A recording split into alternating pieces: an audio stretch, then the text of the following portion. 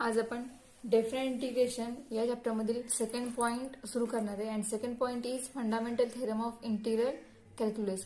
या थेरममध्ये आपण काही प्रॉपर्टीज प्रूव्ह करणार आहोत आणि त्या प्रॉपर्टीजनुसार आपण त्या प्रॉपर्टी डिपेंड असणारे एक्झाम्पल्स जे आहेत ते एक्झाम्पल्स सॉल्व्ह करणार आहोत. ठीक आहे. सो बघा, आता स्टार्टिंगला आपण हा पॉइंट आणि त्या पॉइंटचं मिनिंग समजून घेऊन त्यानंतर आपण प्रॉपर्टीज काय आहे त्या प्रॉपर्टीज बघूयात. ओके. सो बघा, फॉर एक्झाम्पल बघा, मी एक एक्झाम्पल कन्सिडर करते. Integration of F of x D x is equal to एक फंक्शन आपण कन्सिडर केलेले एफ ऑफ एक्स. त्या एफ ऑफ एक्सला आपण इंटिग्रेट करतोय विथ रिस्पेक्ट टू एक्सने. आणि सपोज करू की त्याचे इंटिग्रेशन हे इंटिग्रेशन आपल्याला मिळालेलं आहे जी of x plus integrating constant C. हे असं ते एफ ऑफ एक्स इंटिग्रेशन आपल्याला मिळालेलं आहे. ओके. आता हे इंटिग्रेशन मिळालेलं आहे, आपल्याला आन्सर आहे, आपल्याला सोल्युशन माहिती आहे. पण जर याच फंक्शनवर जर लिमिट अप्लाय केलं असेल तर आपल्याला आन्सर काय मिळेल? हेच मिळेल आन्सर. तर हे आन्सर मिळणार नाही, हे झाले इनडेफिनाइट इंटिग्रल झाले. हे आपल्याला प्रॉपर सोल्युशन फाइंड करायचं आहे व्हॅल्यूसाठी. त्यामुळे आपण व्हॅल्यू पुट केल्यानंतर आपल्याला जे मिळेल ते याचा सोल्युशन असणार आहे. ठीक आहे. मग सोल्युशन मध्ये बदल काय होणार आहे ते बघा. ज्या वेळेला लिमिट नसेल त्यावेळेला डायरेक्ट इंटिग्रेशन फाइंड आउट होईल आणि प्लस इंटिग्रेटिंग कॉन्स्टंट सी तो त्या ठिकाणी असणार आहे. पण जर त्याच फंक्शनवर जर लिमिट अप्लाय झालं तर बदल काय होईल बघा. त्यावर तेच फंक्शन घेऊ, integration of F of x D x. आणि त्यावरती लिमिट आपण अप्लाय करूयात ए टू बी. ए हे लोअर लिमिट असेल, बी हे अप्पर लिमिट असेल. ओके. जे लोअर या इंटिग्रेशन साइनच्या बेसला जे लिमिट असतं त्याला म्हणतो आपण लोअर लिमिट. जे अप्पर पोझिशनला असतं त्याला म्हणतो आपण अप्पर लिमिट. ठीक आहे. या एफ ऑफ एक्स इंटिग्रेशन आपल्याला माहिती काय मिळाले ते इंटिग्रेशन मिळालं आहे जी ऑफ एक्स प्लस सी. ठीक आहे. हे आन्सर आहे आणि हे जे लिमिट आहे ते इंटिग्रेशन फाइंड केल्यानंतर ते लिमिट त्या आन्सरवर अप्लाय होतं. ठीक आहे.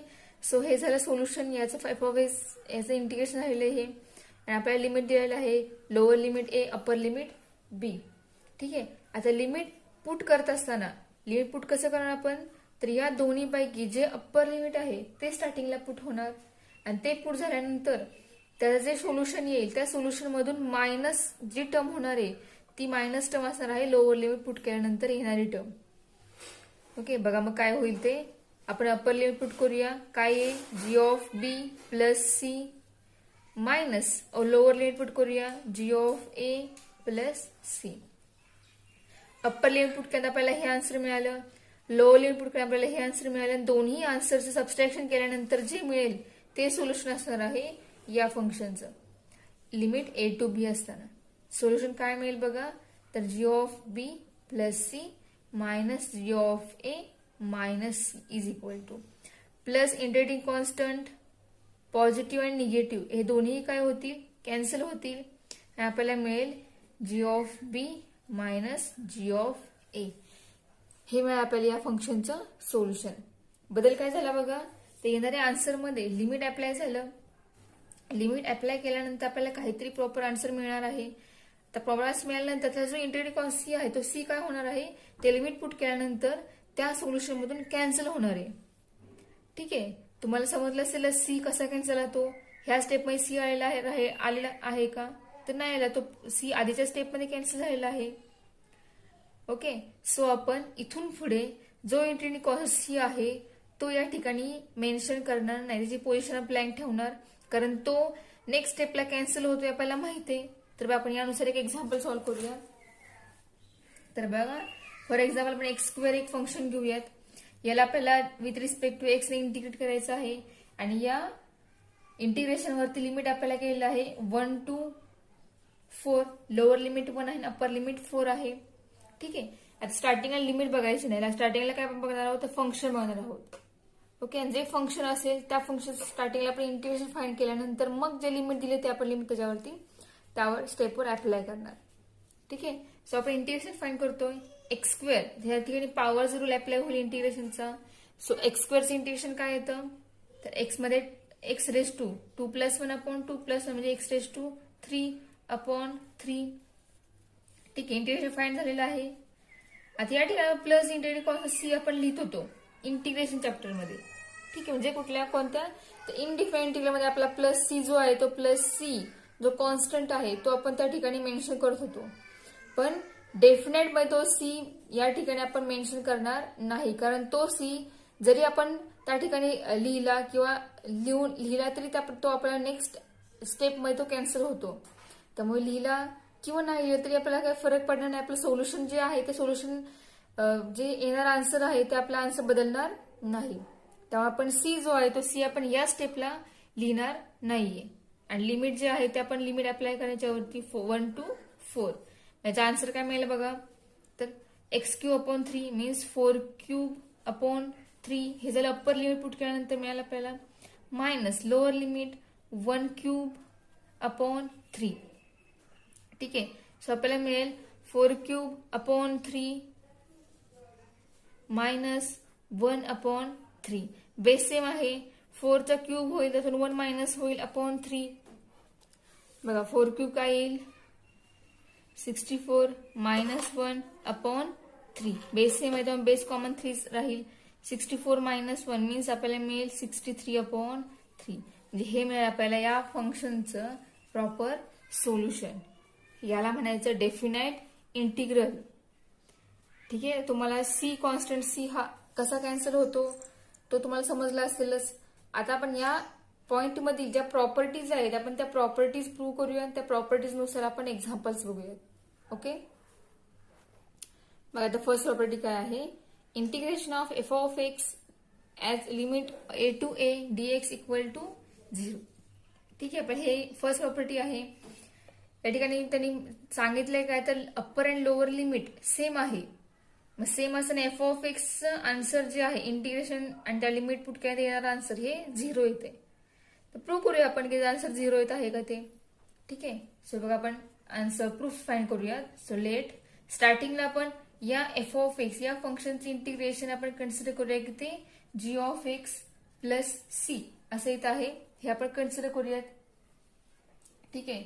सो लिमिट अप्लाय केल्यानंतर बघूया आपला आन्सर काय मिळते. So integration of a to a f of x dx is equal to g of x plus c as limit a to a is equal to g of x means upper limit a g of a plus c minus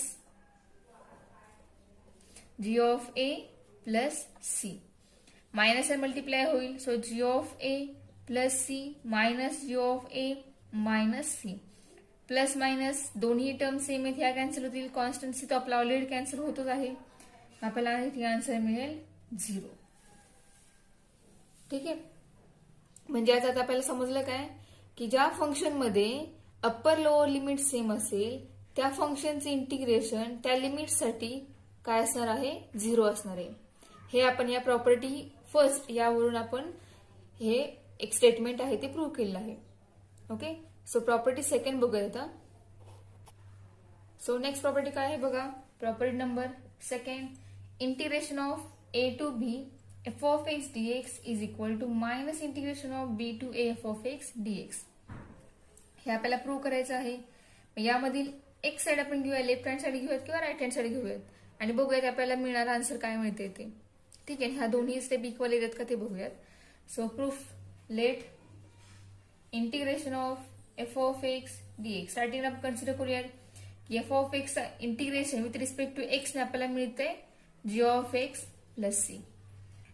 okay. So consider integration of A to B. आपण left hand side जी आहे ते घेऊयात. F of x dx is equal to answer आपल्याला already माहितीच G of x plus C हे answer आहे आणि लिमिट आहे ए to B. So limit put करूयात म्हणजे आपल्याला मिळेल G of B plus C minus G of A plus C. Okay. आता मला या ठिकाणी माहिती आहे डायरेक्ट आपण आन्सर लिहूया. यामध्ये काय होणार आहे तर जी ऑफ ए ही पॉझिटिव्ह टर्म ही निगेटिव्ह होईल आणि सी हा निगेटिव्ह होऊन तो सी आणि इथला सी कॉन्स्टंट जो आहे तो कॅन्सल होईल आणि आपल्याला मिळेल G of B minus G of A. ठीक आहे. तर बघा आता हे आपण डायरेक्ट सुद्धा लिहू शकतो याच्यावरून हे, पण आपण काय करूयात तर दोन या साईड सुद्धा प्रूव्ह करूयात आणि या साईड सुद्धा प्रूव्ह करूयात. दोन्ही इक्वल आहेत का बघूया. त्यानुसार आपण त्या दोन्ही स्टेप इक्वल आल्यानंतर आपण लेफ्ट हँड साइड जी आहे ती सेम कन्सिडर करूयात. ओके.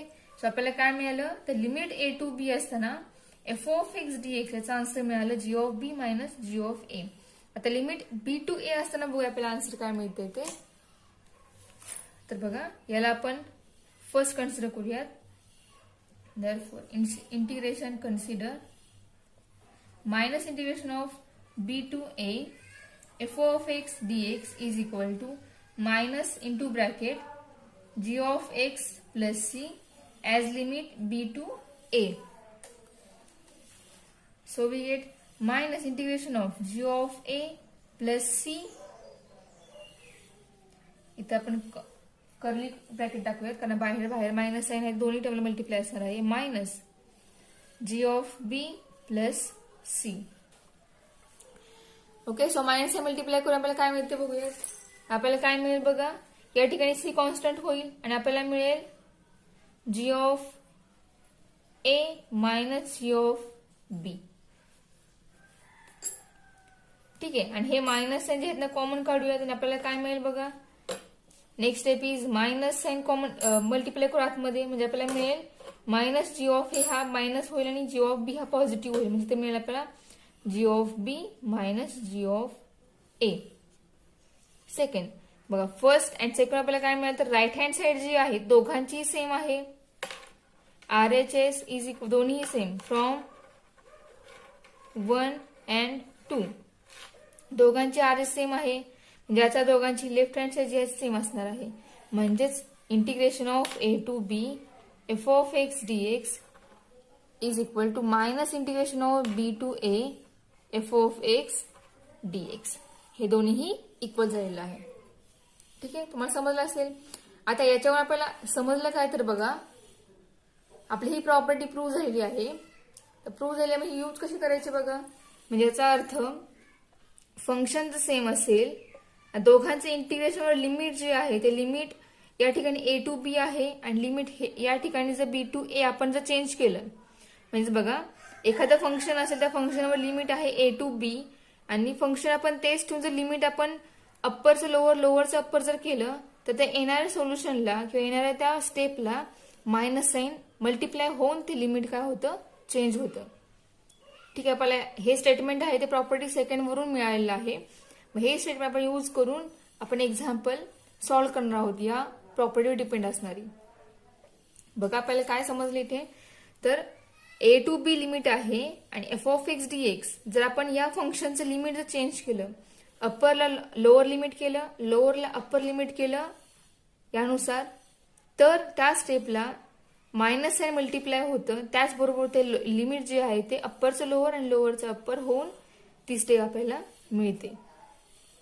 ठीक आहे, सो आता प्रॉपर्टी थर्ड बघूयात. तर फोर्थ प्रॉपर्टी काय आहे, थर्ड प्रॉपर्टी काय आहे ती बघा. Integration of A to b f of x D x is equal to integration of A to b f of t d t. ठीक आहे, आणि व्हेरिएबल बदललेलं आहे. व्हेरिएबल बदलल्यानंतर लिमिट जर तेच असेल, अप्पर लोअर लिमिट सेम असेल, तर दोन्ही काय असते सेम असतात. तर बघा ही थर्ड प्रॉपर्टी प्रूव्ह करूयात. सो लेट स्टार्टिंगला आपण कन्सिडर करूयात की एफ ऑफ एक्स या फंक्शनचे इंटिग्रेशन हे जी ऑफ एक्स प्लस सी असं आहे, आपण कन्सिडर करूयात. ठीक आहे, एलिजा स्टार्टिंगला प्रूव्ह करायला घेऊयात आपण. Left hand side equal to integration of A to b f of x D x is equal to g of x plus C as limit A to B. So we get G of B plus c minus g of a plus c. c get cancel and we get g of b minus g of a. हे मिळालं आपल्याला. याला आपण first step consider करूया. ठीक आहे, तर बघा आता RHS लेफ्ट हँड आपण प्रूव्ह केली आहे, हे सोल्युशन फाइंड केलेलं आहे. तर आता आपण राईट हँड साठी सोल्युशन प्रूव्ह करूया. Integration of A to b f of t d t is equal to, याचंही सुद्धा इंटिग्रेशन हे आपण g of T plus C आहे असं कन्सिडर करूया, कारण फक्त व्हेरिएबल बदललेलं आहे, बाकी फंक्शन तेच असणार आहे. ज्या ठिकाणी मला आपल्याला G of T plus C as limit A to B. So by putting limit we get G of B plus C minus G of A plus C and we get answer g of b minus g of a. This is second equation. ठीक है. So from first and second equation, right hand side same, so left hand side is also same. बघा दोन्ही step मध्ये दोन्ही म्हणजे मी कोणाच्या right hand side बोलते same आहे. तो फर्स्ट इक्वेशनची राईट हँड साइड जी आहे ती आणि सेकंड आरएचएस ह्या सेकंड स्टेप मधील जी राईट हँड साइड आहे ती ह्या दोन्ही सेम आहेत. म्हणजे याचा अर्थ हे दोन्ही काय असणार आहेत, इक्वल असणार आहेत. म्हणजे आपल्या फंक्शन मध्ये आपल्या एक्झाम्पल मधील प्रॉपर्टी मधील लेफ्ट हँड साइड आणि राईट हँड साइड ह्या दोन्ही काय झाल्या, इक्वल आहे. कारण ह्या दोघांची येणारी सोल्युशन जे आहे ते दोन्ही सोल्युशन सेम मिळाले आहेत. So therefore LHS is equal to RHS from first and second. Therefore, integration of a to b f of x dx is equal to integration of a to b f of t dt. ठीक आहे. हे दोन्ही इंटिग्रेशन्स equal झालेली आहेत. म्हणजे आपल्याला समजले काय, जर लिमिट सेम असेल अप्पर लोअर लिमिट, ठीक आहे, आणि फंक्शन मधील जरी व्हेरिएबल वेगळं असेल तरीही त्या दोन्ही स्टेप काय असतात, दोन्ही टर्म काय असतात, सेम इक्वल असतात. ठीक आहे. म्हणजे आपण असा बदल कोणत्याही एक्झाम्पल मध्ये करू शकतो. ठीक आहे. तर ही प्रॉपर्टी कशा प्रकारे एक्झाम्पल मध्ये वापरायची, कशी यूज करायची ते आपण डायरेक्ट एक्झाम्पल सॉल्व्ह करतानाच त्या ठिकाणी बघूयात. ठीक आहे. थर्ड प्रॉपर्टी आपली प्रूव्ह झालेली आहे. सो फोर्थ प्रॉपर्टी बघूयात आपण. फोर्थ प्रॉपर्टी काय आहे ती बघा. The fourth property is integration of a to b f of x dx equal to integration of a to c f of x dx plus integration of c to b f of x dx where a is less than c is less than b. ठीक आहे. आता या ठिकाणी जो c आहे तो c कसा असणार आहे, तर a पेक्षा मोठा असेल पण या b पेक्षा लहान असेल. ठीक आहे. म्हणजे आपण कोणतेही फंक्शन अशा प्रकारे स्प्लिट करू शकतो त्यातलं मिडल लिमिट कन्सिडर करून, किंवा कोणतेही फंक्शन आपण मिडल लिमिट जर सेम असेल, फंक्शन जर सेम असेल तर आपण ते मिडल लिमिट जे ते कॅन्सल करून त्या फंक्शन त्या दोन्ही स्प्लिट असलेल्या ज्या दोन स्टेप आहेत, दोन टर्म आहेत त्या आपण एकत्र अशा प्रकारे लिहू शकतो. या दोन्ही वेने आपण ही प्रॉपर्टी यूज करू शकतो. ठीक आहे. लेफ्ट हँड साइड आपण राईट हँड साइड लिहू शकतो किंवा राईट हँड साइड आपण लेफ्ट हँड साइड तयार करू शकतो.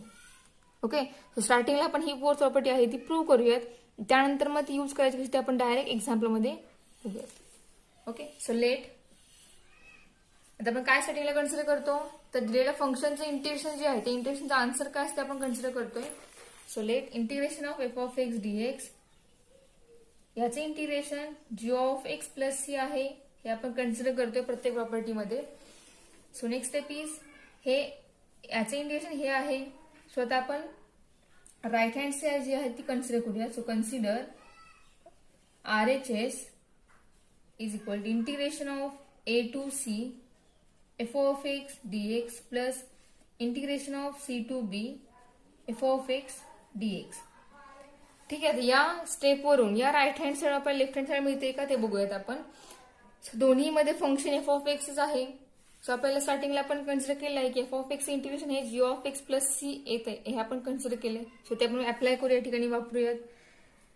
So g of x plus C हे आहे फर्स्ट टर्मचे integration and limit A to c, plus second टर्मसाठी इंटिग्रेशन आहे जी ऑफ एक्स प्लस सी तेच राहणार आहे and as limit c to B.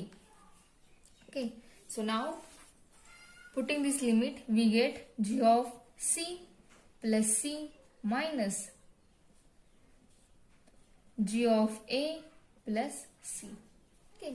First limit put केल्यानंतर त्यामुळे सबस्ट्रॅक्ट करायचं सेकंड लिमिटचा आन्सर, प्लस हे जर सेकंड ही झाली फर्स्ट, या स्टेपवरून हे मिळालं आपल्याला.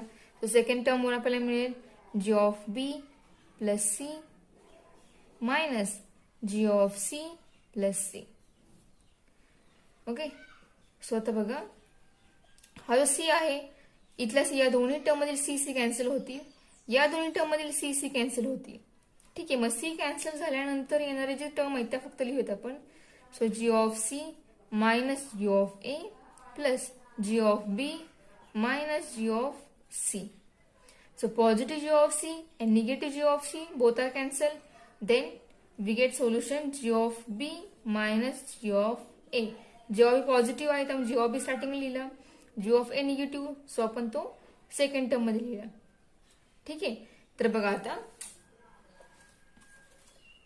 लिमिट अप्पर स्टार्टिंगला आहे, देन लोअर आहे, म्हणजे अप्पर लिमिट मधून आपण लोअर लिमिटचं येणारं सोल्युशन मायनस केलेलं आहे. म्हणजे हे जे मिळालं आपल्याला हे काय मिळालं आहे, तर बघा आपण याच्यावरून ही स्टेप लिहित होतो, आता आपण याच्यावरून ही स्टेप लिहिणार आहोत. तर बाय युझिंग दिस, तर बघा या ठिकाणी आपण अप्पर मधून मायनस केले लोअर लिमिटचं सोल्युशन, म्हणजे ही स्टेप असणार आहे जी of x plus C as limit B to A, sorry B to A नाही, स्टार्टिंगला बी आहे म्हणजे तो बी असणार आहे अप्पर लिमिट, नंतर ए आहे म्हणजे ए असणार आहे लोअर लिमिट, म्हणजे ए टू बी. ओके, बघा समजलं का. आपण काय करत होतो, याच्यावरून ही स्टेप लिहित होतो, बरोबर, म्हणजेच ही स्टेप. ठीक आहे, याच्या आपण ही स्टेप लिहिली, या स्टेप आपण ही स्टेप मिळाली. इथं आपण काय केलं आहे, तीच मध्ये रिव्हर्स प्रोसेस केलेली आहे, याच्यावरून हे आणि याच्यावरून हे, त्यानुसार आपल्याला हे मिळालं, बरोबर आहे. आता हे म्हणजेच काय आहे, तर ते इंटिग्रेशन आहे. कोणाचं इंटिग्रेशन आहे, एफ ऑफ एक्स इंटिग्रेशन आहे, कारण हे जे इंटिग्रेशन आहे हे आपल्याला इंटिग्रेशन कोणाचे माहिती, तर हे इंटिग्रेशन एफ ऑफ एक्स आहे आपल्याला माहिती ऑलरेडी. म्हणजे या ठिकाणी मिळालं integration of F of x plus sorry f of x into d x. आणि या आन्सरवर लिमिट आहे ए टू बी, म्हणजे या इंटिग्रेशनवर लिमिट येणार ए टू बी. त्यामधले ए झालं लोअर लिमिट, बी झालं अप्पर लिमिट. हीच आपली लेफ्ट हँड साइड आहे का, तर बघा हीच आपली काय या ठिकाणी लेफ्ट हँड साइड आहे. म्हणजेच आपल्याला राईट हँड साइड सॉल्व्ह केल्यानंतर आपल्याला आन्सर मिळालं लेफ्ट हँड साइड मध्ये जी टर्म आहे ते, बरोबर. म्हणजेच आपली left hand side right hand दोन्ही सेम झाल्या आणि आपल्याला मिळालं integration of A to b f of x dx is equal to integration of A to c f of x d x plus integration of c to b f of x d x. Okay, आपण हे solution मिळालं आहे. त्याचा अर्थ काय बघा, आपल्याला जे मिळाले आन्सर म्हणजे ते काय मिळालं आहे बघा. तर जर कोणतेही function a to b f of x या फॉर्म मध्ये असेल तर त्यामध्ये आपण एखाद्या त्या दोन्ही मधल्या मिडल कोणतीही एखादी व्हॅल्यू ऍडजस्ट करून ते जे लिमिट आहे किंवा ते जे एक्झाम्पल ते या दोन टर्म मध्ये स्प्लिट करू शकतो. ओके, किंवा एखादं एक्झाम्पल जे असं या फॉर्म मध्ये स्प्लिट केलेलं असेल तर आपण ते मिडल लिमिट कॅन्सल करून ते सोल्युशन जे आहे ते जे स्टेप आहे ते आपण त्या दोन्ही टर्म एकत्र करून अशी एक टर्म लिहू शकतो, बरोबर. हे दोन्ही स्टेटमेंट आपण यावरून प्रूव्ह केले आहे त्या प्रॉपर्टी 4 वरून. आता आपण एक्झाम्पल मध्ये हे दोन्ही स्टेटमेंट वापरणार आहोत आणि त्यानुसार ते एक्झाम्पल सॉल्व्ह करणार आहोत. ओके, आणि या ठिकाणी आपला जो सी आहे तो ए आणि बी याच्या मिडल आहे, मधील आहे. ठीक आहे, सो प्रॉपर्टी 4 प्रूव्ह झालेली आहे.